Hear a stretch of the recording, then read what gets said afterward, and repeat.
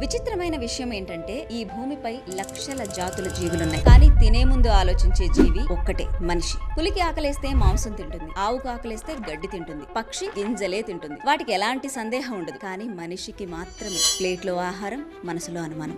ఎందుకంటే ఆహారం గురించి ఇప్పుడు మనకు వినిపిస్తున్న మాటలు రోజుకోలా మారిపోతున్నాయి. అన్నం తినొద్దంటారు, పాలు మంచివి కాదంటారు, పండ్లు షుగర్, నూనె విషం. ఒకరు మిల్లెట్స్ తినమంటారు, ఇంకొకరు ఫాస్టింగ్ చేయమంటారు. ఇవి చాలదన్నట్టు WhatsApp forwards, Instagram reels, celebrity diets, ప్రతి ఒక్కరూ మాట్లాడేవారే. కానీ సైన్స్ ఏమంటుంది? ఈ కన్ఫ్యూజన్ నుంచి బయటపడాలంటే మనం ఏం చేయాలి? ప్రశ్నలు అడగాలి, నిజాలు తెలుసుకోవాలి. అందుకే ఈ ప్లాట్ఫామ్.